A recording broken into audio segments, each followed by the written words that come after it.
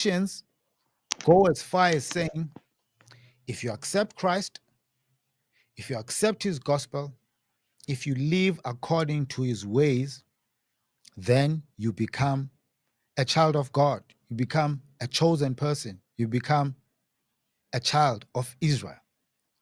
Is that the case? But what I've found about faith and life generally is that when people have gray areas, particularly matters of faith, they try to explain it away.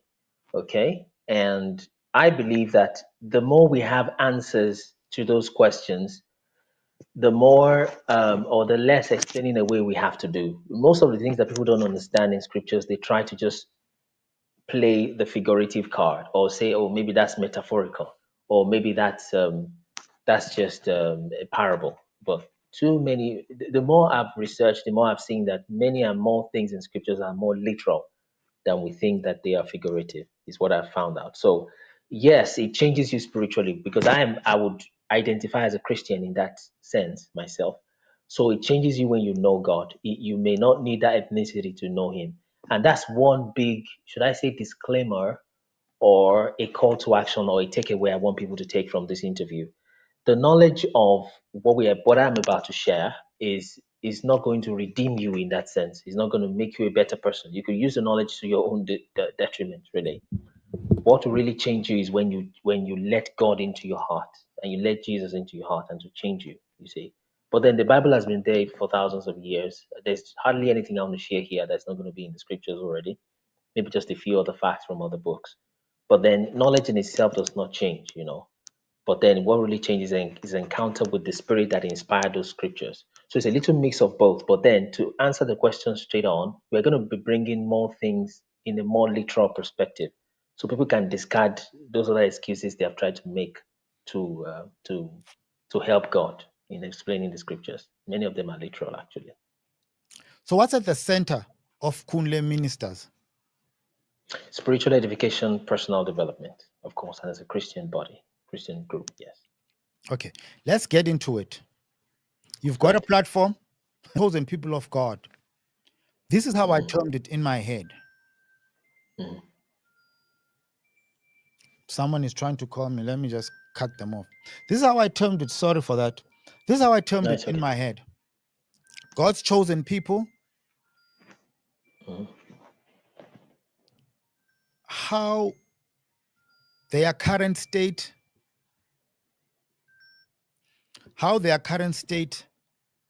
links them to the ancient people of Israel, looking at their language, looking at their geographical location currently, and the locations in maps of olden days, ancient times. And those names are seemingly also similar to the names of the places mentioned in the Bible. And then the customs and their traditions, and how mm. their current way of living points to what their ancestors who were living in the times of the Bible. Can we talk on Yes. those? Yes, let's go. So I'm going to start with languages, like you have put them. So we can begin sharing screens now, because I've popped something up that we can have a look at. So we look at languages, we look at the people and their cultures and the locations. Yeah, so we go to languages there. So because I speak the Yoruba language, my mother tongue, and it helps me to be able to bring up, we have been able to find up to 25, let's have a count, about 26 words, still counting, okay, in the Yoruba language that we also have in the Hebrew, okay? And so just to have a feel of it. And then, by the way, the Yoruba language is connected to the Kosa, the Ndebele, connected to Amharic, to the Ghanaian language. The African languages are generally connected. Sometimes they call them Bantu languages. So here are 25 words, okay, that were found in the Hebrew and also in the Yoruba. And the first five of them, you'll find them in Genesis 1. I wish this thing could show my cursor, but then either way, that should be fine. But then we'll see what is going on there. So we've got Genesis 1 1 in the English KJV says, In the beginning, God created the heavens and the earth. Okay, those are 10 words in the English language. But in the Hebrew, it's about 5 or 6 words. And it goes this way: Bereshit, Elohim, bara, Shamaim, et, eret. Those are 5 words. Now, about 4 or 5 of those words can be found literally directly in the Yoruba language. And the Hold on. first one is the word ber. Hold on. I don't want it to be a lecture. I want it to be a Mhm, conversation. As you are mhm, saying it in Hebrew, right? mhm, mhm, You are saying English uses about 10 words, Hebrew mhm, about 5 or 6. mhm. I want to take it to my Bantu language now, isiXhosa. Ekuqalekeni Okay. uThixo Mhm, wadala mhm, izulu mhm, nehlabathi. That's 5. Interesting. mhm, mhm. Okay. Interesting. That's Yeah. wonderful. And But but Yoruba but has but just about 5. yeah. But I the last one nehlabathi, the ne means and, so it could be 6 words. Ekuqalekeni uThixo wadala izulu Mhm, ne mhm. and hlabathi, the world. Good. And that's Izulu. Is that the sky, the heavens? Izulu, yeah, that's the sky. Okay. Okay, fair enough. So let's, like you said, let's keep moving like that. So that's just one fair similarity there about the number of words. But we can take it one after the other. The modern Hebrew says Bereshit. In the Yoruba, you say Ni Bere. Okay. And we've put what is called the Hebrew Strong's number here. You could literally type this number on the internet. Just type H7225 on the internet. It's going to pop this up to you. Let's So see. Ni Bere. Hold on, hold on. We're teaching people here. Two, 2, 5. H7225, and then I say enter. Yes, I could try it on my end also if that helps you. H7225. Hmm. Strong's Hebrew Lexicon. That's what it says. Great. King James Good. Bible So, Dictionary, Strong's number H7225. That's the result it's giving me. yes. Yes. And does it tell you what that word is? It's going to tell you Bereshit or in the beginning. It makes, I'm trying to, yeah, Reshit. That's what it's written here. Yeah. So that's it. So now, that is just to help people pop up. Is our screen still okay? What I'm seeing here is a little. I don't know what you are sharing now. It looks Hmm. like you're sharing a lot of things there. Fix it on your end. It's fine. Hmm. But what I've got here is That's it.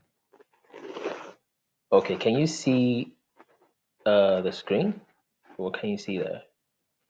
Okay. Let's see. I can see now. I can see your Excel sheet. Now you've left the Excel sheet. Okay, good. We're back. Okay. Yeah, so we've put those numbers on this right so people can easily look it up and they can find it there. So Bereshit, we have Ni Bere. Eloha is the word for God. That's where you have Elohim. Okay, for the singular is Eloha. In Yoruba, you say Uluwa. Here you have Shama, which is heaven. In Yoruba, you say Soma. Mhm. Okay, the and is et. On your side, it is n. Here, it is et in Hebrew. In Mhm. Yoruba, it is ati. So et ati. It Okay. is eret in Hebrew. In Yoruba, you say ere, and that is for a wetland. And of course, it makes sense when God asked the water to come over to one side. Okay, what you're going to have is some wetland for a while before it dries up. That kind of wetland in Yoruba is called ere. Mhm. Okay, so you have Enos. Now we've gone a little bit past Genesis 1:1. So Enos is a word for person in Hebrew. In Yoruba, you say Enio. You have okele. You literally have the same thing, okele, which is what you use for solid meals in Yoruba. You have abba. This is in many languages. You have baba in Yoruba, and in maybe closer also. But many languages have that. Ima is mama.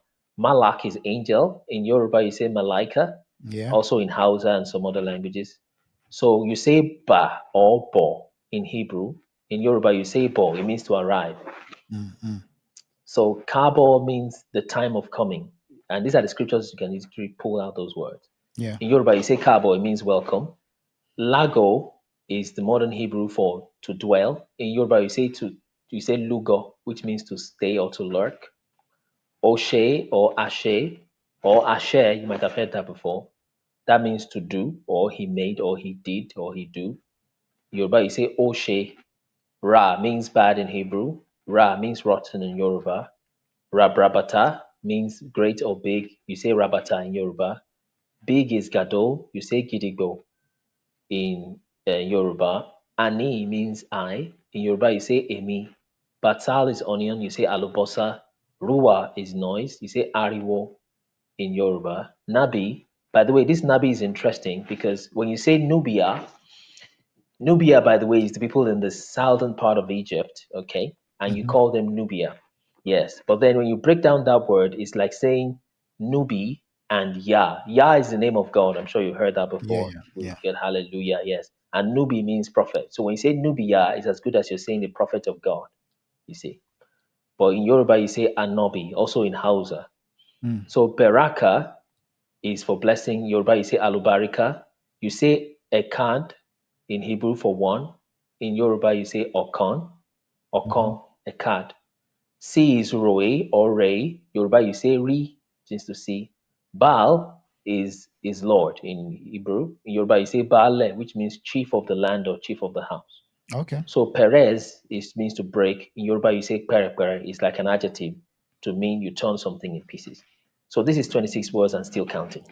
So, and I'm sure if we extend this table to Amharic, to Kosa, Indebele, to all those languages, I mean, we can literally see. But to make it simple and things I'm very 100% sure of, I just picked the Yoruba language, and that is connected to other African languages like that.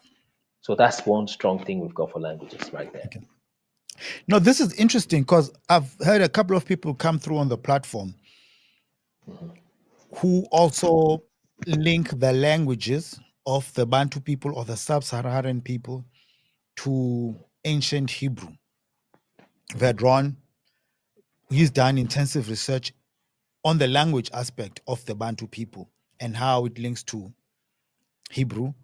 I've heard Sir Amadiel, who is based in Israel in South Africa, the land that is known as Israel currently, Okay, which okay, I have a feeling you might have an issue with.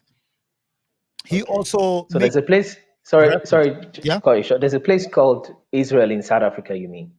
No, no, no, no, no. Oh, Middle East Israel. You The mean? Middle East Israel.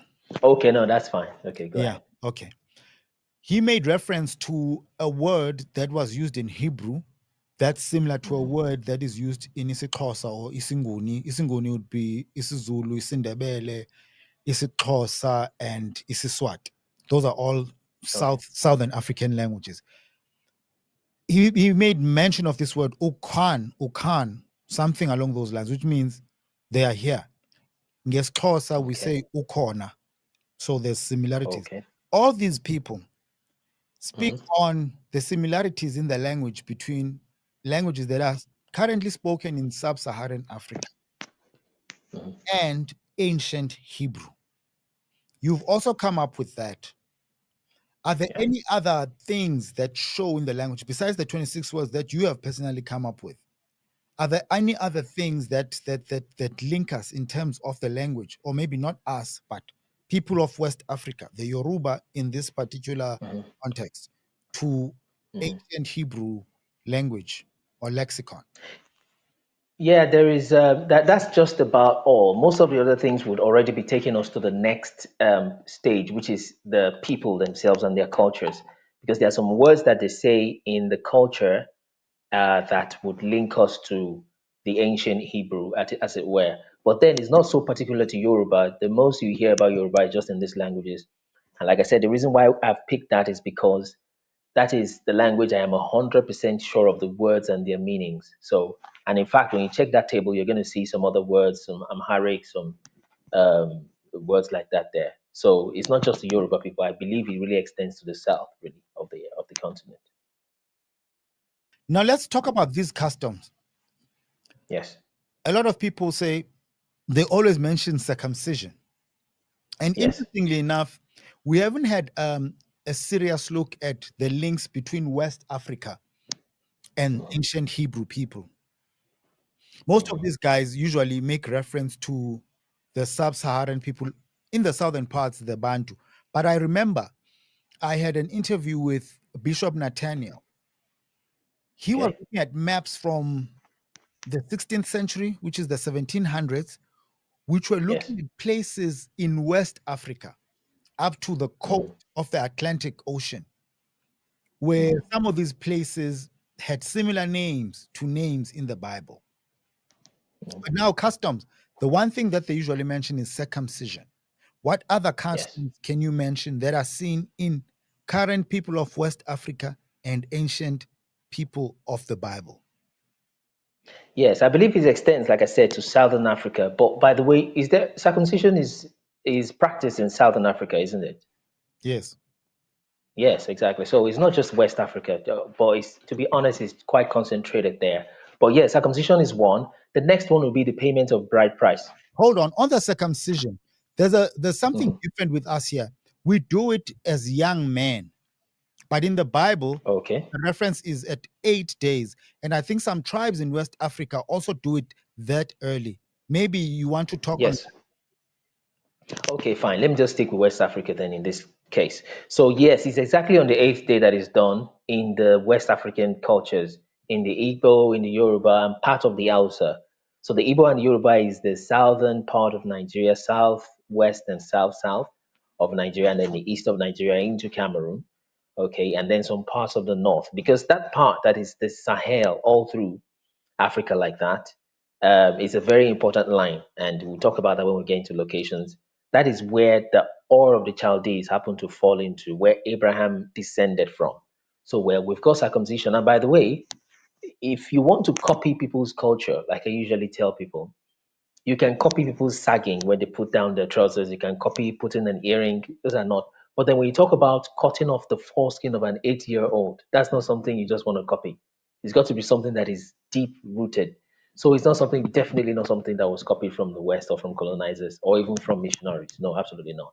So that's that about circumcision. So and it's on the eighth day also, by the way, in the Yoruba culture, particularly that I know of. So then the payment of bride price is not something we see in Europe, okay, Hold on, as hold such. on. Before we go to Mhm, the other ones, I like exploring mhm, this circumcision thing because it's a mhm, rite of passage that I went through as a Xhosa man, right?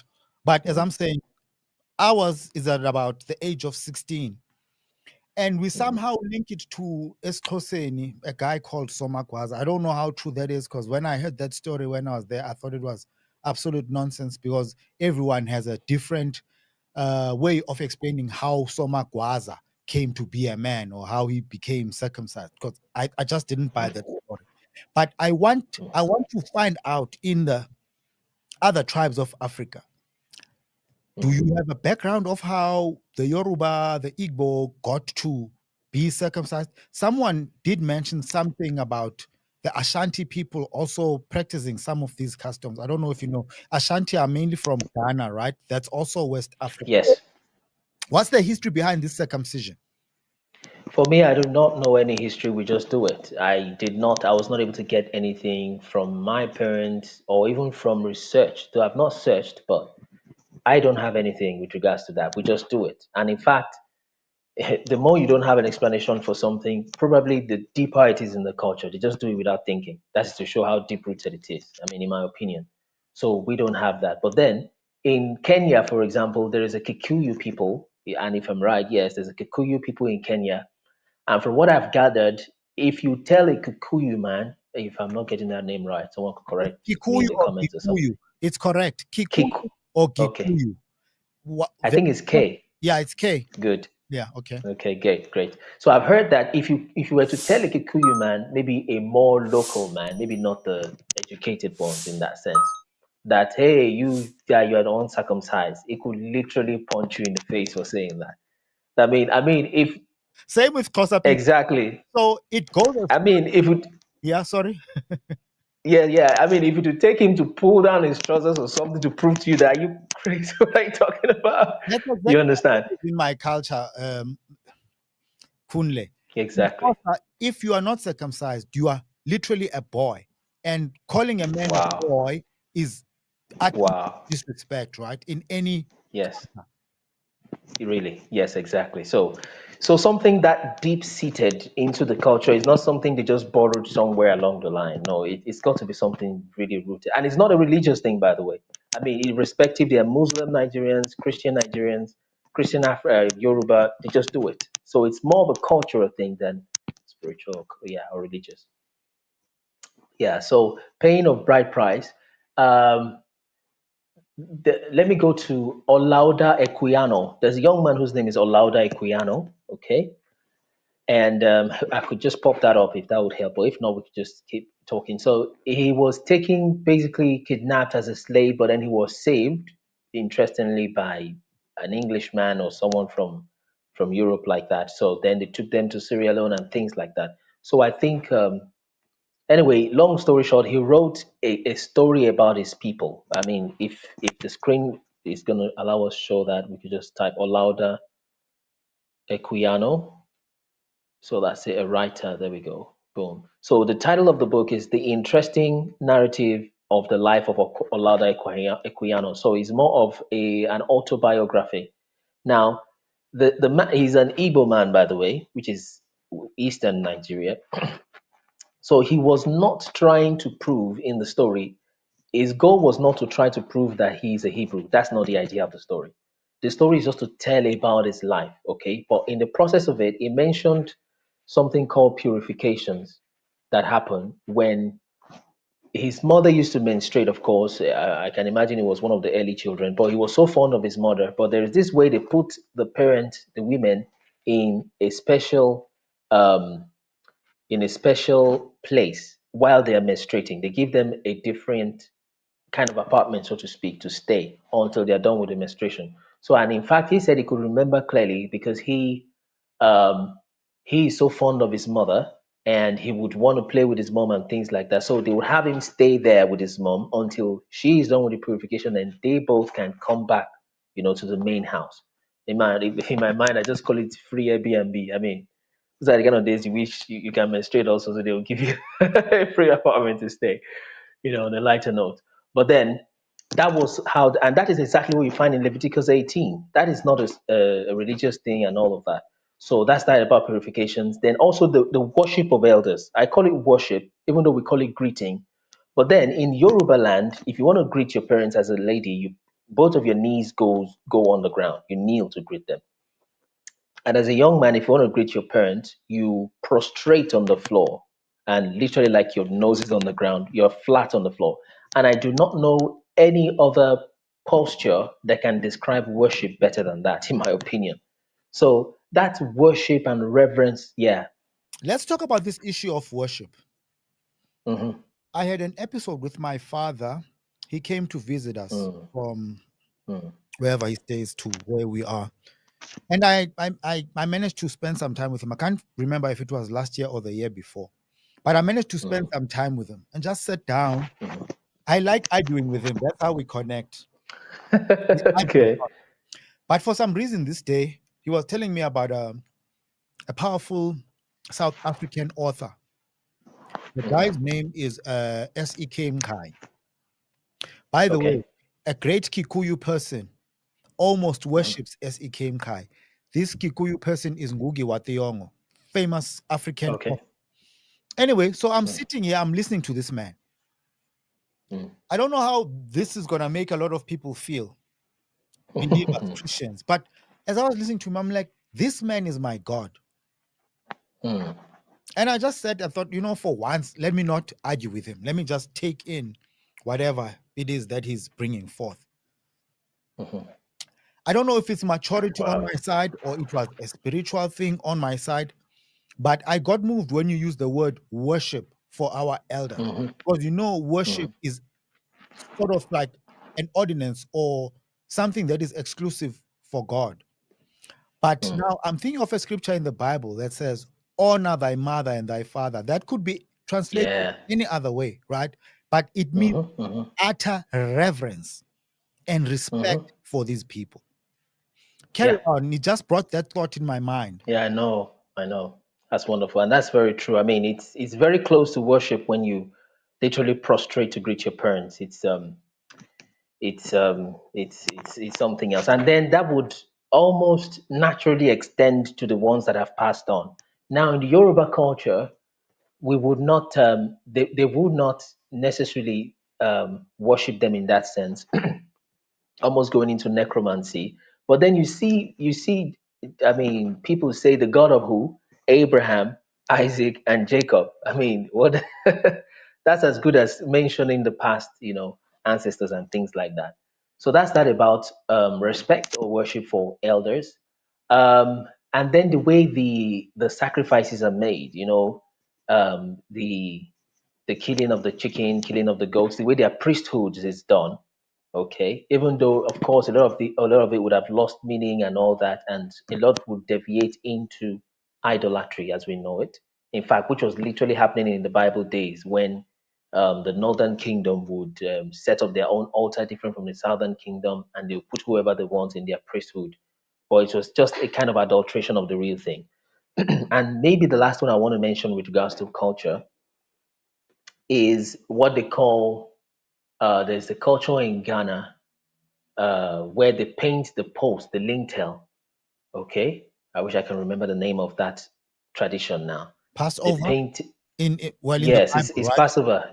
Yes, in the Bible it's Passover, but in Ghanaian culture there's still a name for it, which I probably will remember as we go on. So they paint it with the red mud because their ground is a little reddish in that part of Ghana, and they paint the posts with a red mud.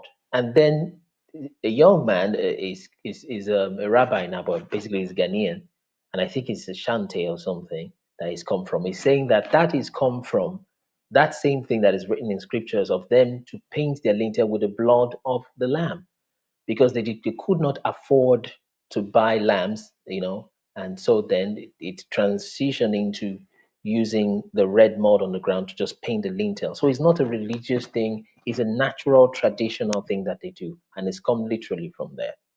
So there are many things like that here. There are very interesting customs in West Africa, man. I'm gonna Mm, mention another one from Ghana. Well, I've heard it's mm, from Ghana. You'll correct me if I'm wrong. I know you're Nigerian. Maybe you might have linkage or know mm, some things about Ghana. Do you know of mm. the name that's usually given to children? Kwame. Oh, Kwame Nkrumah. Yeah, I've tell me. I think I've researched Okay. something about Ghanaian names. Yeah. So I don't know how we came across this name. Mm, Obviously, there's Kwame Nkrumah, who's the father of Pan Africanism. They call him, right? Ghanaian president, mm, mm. activist, politician. But Yeah. my niece, a girl is a niece, right? Mm, She was given this yes. name. We Mm, somehow found out that no, it's a name given to boys who are born on the mm. Sabbath or the seventh day of the week. Yes, exactly. So Yes, exactly what I researched. she was born on the Sabbath on Mm. Saturday in our modern calendar. Some people will argue it's not, but they gave that name only to find out later that no, it's actually a name given to boys. So there's a lot of linkages between what our African people know as Mhm. things of God. By the way, I think the meaning means born on the day of the Lord, Kwame. Wow. Mm. Yes, I've heard that. It's as good as calling them that. I've searched that before, and I remember seeing that Kwame is the name given to them on Sabbath. Yes. Mm. That's wonderful. So that's one of those things. And regarding the people also, well, still in the section of people, because the way we have sectioned this research on our website is languages, peoples and cultures, locations, and then we went to timelines. So still around peoples and cultures, um, the Hebrew people are dark skinned. In fact, there is literally a book that says when the world was black. There's a book titled like that. That is to mean there was a time when everybody was black. And then when you check the book of Enoch, verse 105, which you can pop up now if you need it. When Noah was born, he was born with a light skin, with a long hair, and with what the scripture calls beautiful eyes in that verse. And that they were so scared that they saw their children to be white skinned, and that begins to tell you maybe that's why that book of Enoch, amongst other things, didn't make that canonical scripture, as it were. So, and they said, it looks like the children of one of the fallen angels, you see. That is to say that to be white skinned as a Hebrew, in fact, as a human altogether, sorry to say, was a very strange thing in their times. Another thing about Moses, when God wanted to speak to him, I believe in the second chapter of Exodus, he told him to put his hand into his bosom, and he said that his hand became leprous. Now, the definition of leprosy is not that fungal or bacterial thing that happens to them when they lose the fingers. That is not the real meaning of leprosy in the Hebrew tongue. And in fact, still in the Igbo till today, when you say leprosy, it meant that you lose your skin pigmentation, which is vitiligo. Okay. So when it says leprosy in scripture, in fact, you would imagine Naaman, who was a captain of the host, had leprosy. There was no practical way he would be able to fight battles if he had lost his fingers, you see. So leprosy is a term for vitiligo, which is the loss of skin pigmentation, which I can pop up here if that is still showing in your screen right there. So in case for those that don't know what vitiligo might be, so vitiligo, so it's just a skin condition. So it does not have any any major symptoms or things like that. Put that on a fresh page. So I'm sure probably yeah. So that's what vitiligo is. So if the darker you are, the more obvious vitiligo is, which is what leprosy really is, you see. So, but if you're a light skinned person, you cannot really have vitiligo technically. Like this lady, to the left, I don't know if you can see my mouse, but that's yeah, I hope, yeah, that's the mouse.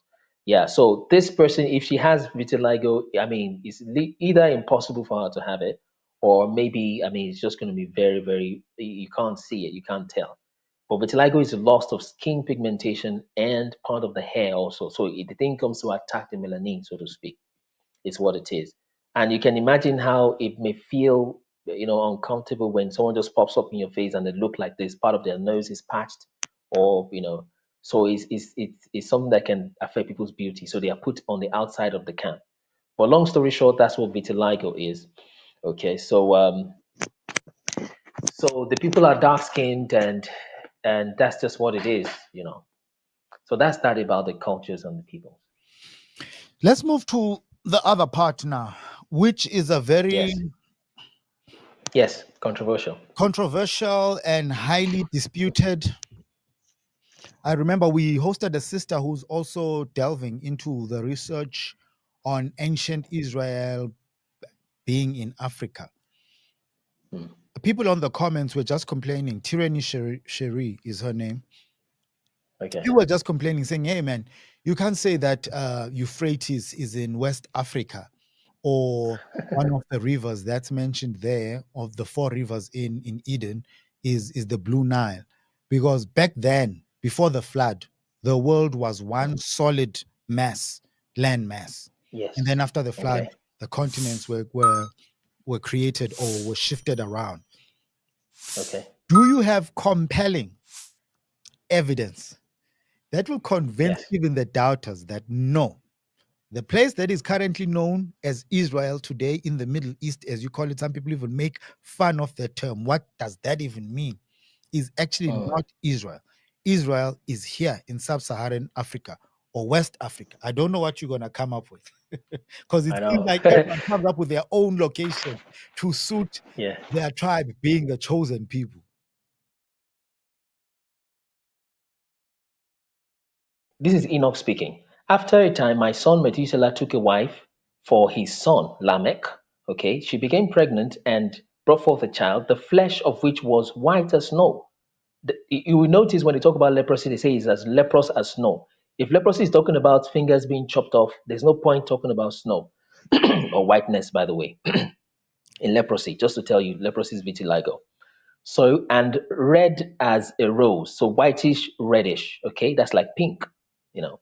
Mm, And the hair of whose head was white like wool and long. The key is that the hair is long and the mm. hair is white. It's not the melanin kind of Yeah. keratone kind of situation. So, and whose eyes were beautiful, whatever that means. Maybe the blue eyes, the white, how the eyes of maybe a Caucasian might be. So when he opened those eyes, now this part is completely supernatural, but let's just read it. He illuminated the house like the sun. The whole house abounded with light, And when he was taken from the hand of the midwife, Lamech, his father, became afraid of him. Apart from the light of the eyes, let's keep reading. And flying away, came to his own father Methuselah and said, I have begotten a son. Watch this. Unlike two other children, he is not human, but resembling who? The offspring of the angels of heaven, is of a different nature from ours, being altogether unlike us. Japheth, Mhm. Ham, and Shem. Yes. To the north, it's cold. Who are the Mhm. descendants of Japheth? Where is their location? What is the land that they are given? And then go down with Ham and Shem. It's just here. That's why we have these pictures. Japheth and his sons, and this is for Shem toward here. Ham is somewhere around Egypt. The land of Egypt and Ham has not changed. But something dramatic happened, by the way. Canaan, which you won't find in conventional scriptures, Canaan took part of the land of Shem. And that's why it's called Canaan's land. Canaan land. You remember that?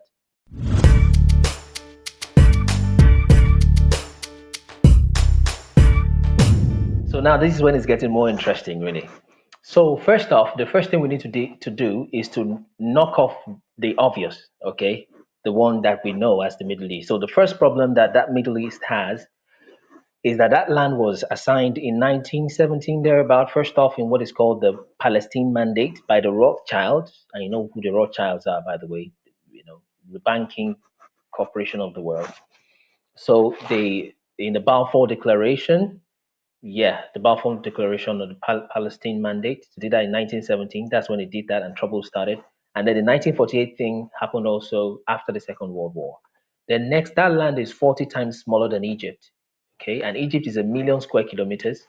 I could just keep loading those facts so that we don't have to go to the screen every time. So Egypt, current day Egypt, by the way, is about 1 million square kilometers. The current day Israel is about 25,000 square kilometers. That makes the current day Israel 40 times smaller, of which their God told them that it's taking them to, number one, a spacious land, and number two, a land that is fertile. And that land is smaller than Egypt, many times smaller, and then it's a desert, basically. Also in Genesis 13, verse 1, the Bible says that when Abraham left Egypt, we can pop that up, he went up to the land of the south. And the up is talking about elevation. Okay, 13, verse 1. The up is talking, let me put KJV to that. Should I The up open is the talking verses about, for you?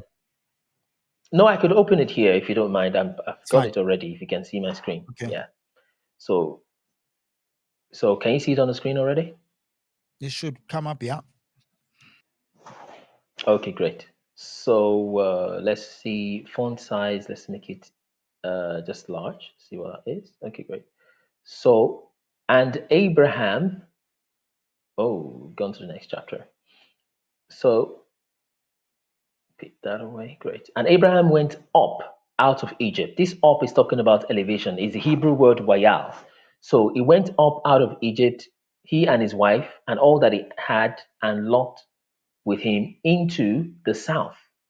You see, and when you read there, he's talking about him going into the promised land. You see, and verse 3, he went on his journeys from the south even unto Bethel. So he went southward from Egypt. So let me pop up this map.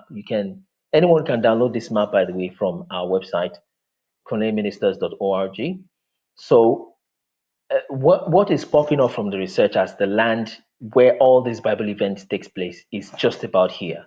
There is no way you want to drop the world map. Africa will always be at the center, and this is where everything seems to pop into.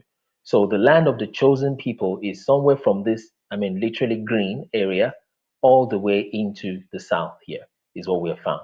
So yeah, so when you go from Egypt, for those who may not know geography as such, when you go from Egypt and you're going south, this is where you end up into.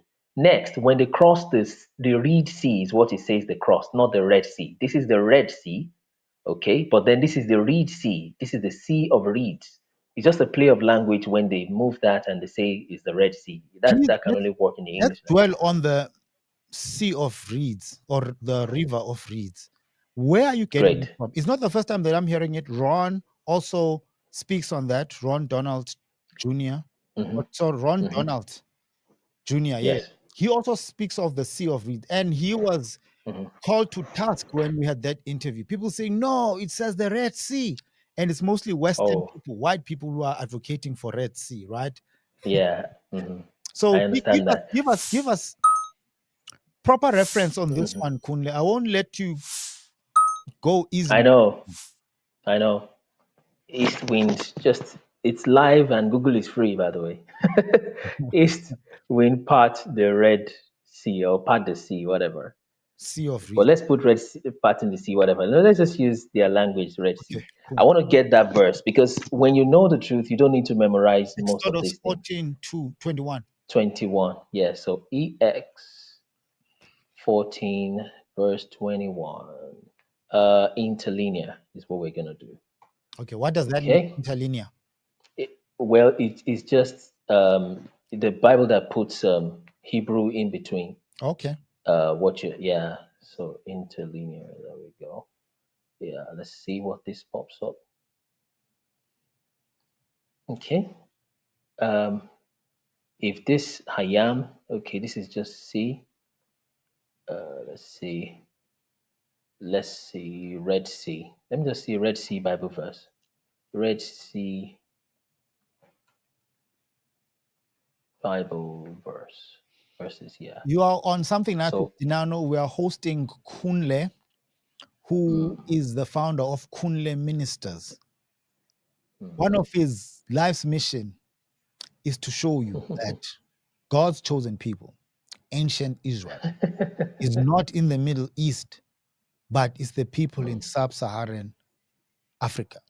We are now looking at Exodus chapter 14, verse 21, to Mhm. dismiss the current narrative that Israel, when they were leaving Egypt back to the promised land of Canaan, they crossed the Red Sea. He says, no, they did not cross the Red Sea.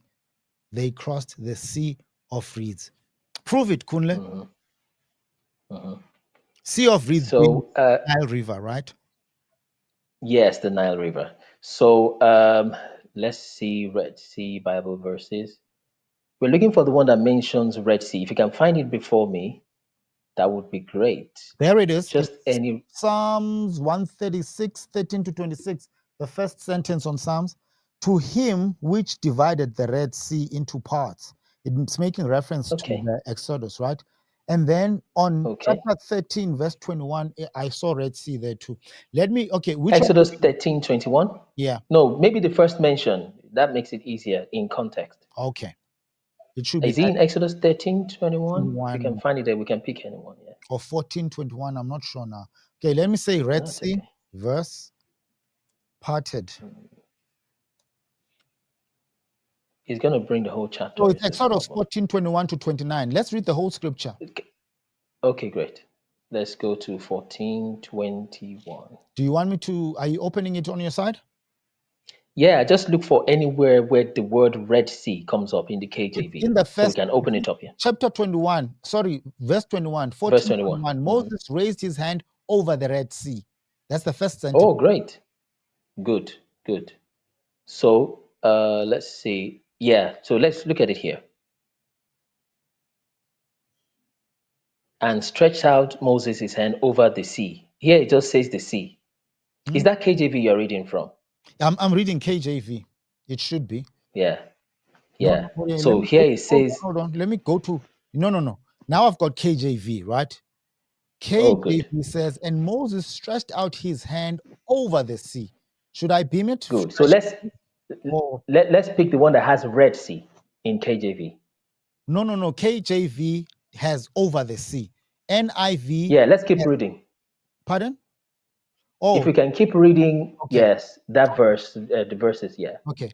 And the Lord caused the sea to go back by a strong east wind all that night and made the sea Oh, dry land, and the waters were quick divided. one, Okay. quick one on that east wind before we go to the read part. Okay. Look at this map. Uh, the east one is important. We'll go to the read very soon. Hmm. Okay, we can see this map. If an east wind is blowing, I think it's going to be coming from the east to the west, brother. Of course. Yeah, yeah, yeah. Yes. So when an east wind is blowing to part any sea, whether this Red Sea or the Reed Sea, is going to be coming from the east to the west. Can you guess where the people will be moving if the wind is parting this way? They'll be moving westward, isn't it? Fair enough. Fair enough, exactly. I'm not Because when the thinking wind is deeply about blowing, this, Kunle. Let me admit, I'm not thinking sorry, deeply about it. I'm not thinking deeply about it. okay, But from where okay, you're coming from, I think I get it. Geography is not my strong point, winds and wind directions, but I know where east is, I know where west is. But I'm just agreeing. yeah, Let's carry on. yeah, yeah. So, but then for those who might catch it, even you, if you might catch it later, if there's an east wind, this is the east to the right, an east wind coming Yes, this way yes, is, and it wants to part the sea, it's going to part it this way. I get it. And it makes sense, yeah, that if the wind is blowing, the wind cannot be blowing this way from the west or blowing in the people's face. It's very likely and makes sense that they would continue along the path where the wind is going. It's not really a deep geographical thing. Mm, If the wind is an east wind, it's parting the river from east to west. So the people's migration definitely must have been from east to west. So that's just what I wanted to point out on okay. that, by the way. Yes. So, but then let's go to that. If you can keep reading that chapter and we come to the word Red Sea is what we were trying to get. Exodus You can beam it 14. on your side. I'll read it from your screen, right? Okay, great. Just make it I bigger think I've and I'll got read it. it. Which version have you got there? It's the KJV. Okay. Go to the top because I was reading from verse 1. I think I was at verse 3 or verse 2. Okay. No. But we're at verse 21, right? 21, I So think. scroll down. Sorry, my bad. It's okay. So we're looking for the word Red Sea. Okay. So it says sea, the sea, dry land, and Israel went to the midst of the sea. There's no Red Sea yet. You're rushing now. If it's there, we might miss it. I get you. Let me say first mention Okay.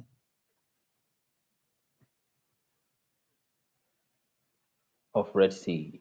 Okay. Okay, Bible verse. Okay. Let's see what pops up. Let's see what's in the sea. So, Exodus 14. If you're enjoying the content, if you're enjoying the conversation, make sure you like, share, and comment on what Kunle is presenting to us. Very interesting Exodus information.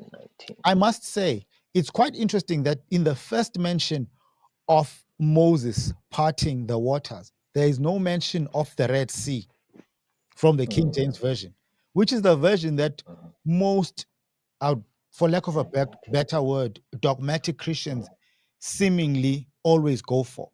There's no mention on the Red Sea in the first account of Moses parting the waters so that the Israelites can go through. Carry on, Kunle. Yeah, so I think we've got the Red Sea. So this is Exodus 10:19, okay? Okay. So that verse reads, and God turned the west wind mighty. This is scrambled a little That's way, but during this is Red Sea here. this is during the when God was punishing The plagues. the plagues. Yes, that's the word. Yes. Yeah. Yes. So this is Red Sea. So it's not Red Sea. Otherwise, it would have been Yom Adom. Adom is the Hebrew word for red, and Yom is the word for water. Okay. But then he said Yom Suf, and this is Red Sea. I hope you can see it from there Okay, that's the word. into the Actually, Red Sea. the Yom Suf now rings a bell. Yes. Ron Dalton Jr. also mentions that. I will link that interview where he speaks of Yam Suf being the Sea of Reeds, right? Or is it the Red? Exactly. Okay, cool. Carry on.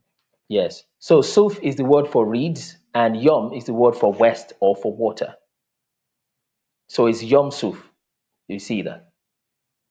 And that wordplay, by the way, of changing Red Sea or Reed Sea to Red Sea can only work in the English language, by the way. You can't do it with other languages because there is no guarantee that the word for reed, excuse me, is going to sound like the word for red in that as it is in English. By the way, another thing is that reeds cannot grow in the Red Sea because the Red Sea is a very salty water and reeds cannot grow in it. I don't know if you're following me. Yeah. But now I'm thinking of reeds. Moses was hidden amongst the reeds Exactly. by a Exactly. body of And water. Does the Bible Exactly. mention the name of that body of water? Exactly. Yes, We it know just the says sea is there.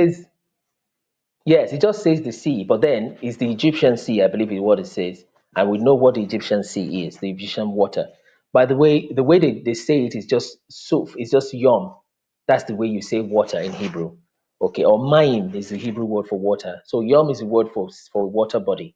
So Yom Suf is the sea of reeds. So reeds were put into his basket, part of the things that was used in trying to make his basket and cover him up and things like that. And there were reeds in that water. And technically, biologically speaking, reeds cannot grow in the Red Sea because the Red Sea is very Salt salty. water. Yeah. Okay, Agreed. yes. Yeah. So yes, and then like I said, the east wind was blowing this way. So so that is just messing up this idea that this land is here. They've even tried to use the word Negev, okay? Because when you check this, the word Negev is the name of a location. But in the more recent translations, when you go um, to that Genesis right there, to this scripture that says Genesis 13:1, it says But mhm. uh, it speaks to how these guys made reference to direction or elevation in relation to the Nile. Oh yeah, yes. The Nile flows southward, by the way. Yeah. Yes. So So when you say that's they why go south, wouldn't they be going up the Nile from around Sudan towards Cairo? exactly. That's so down towards up. Sorry, repeat your statement. Sorry, let me I'm get it right. saying if you are saying the Nile flows south, Yes, are you saying that from its source, which is it Lake flows. It Victoria? flows northward. Forgive me. It flows northward, North. not southward. Okay, okay. Yes, yes. So if they So are and going that is south, why. then they were going from Cairo around the northern parts of Africa towards the southern parts. Yes, correct. Okay. And that's why on this we put it on our website. This is a graph of the elevation of the red is the higher elevations. This is the legend. Yeah, yeah. So these parts of the north have lower elevations. So when you come here, you have higher elevations coming to the south. These things were maybe taken out of conventional scriptures as we know it. Jubilees is in the You see, because Apocrypha for those who do not know, but a y- lot of people here are yes. quite informed. So the book of Jubilees. So Jubilees 8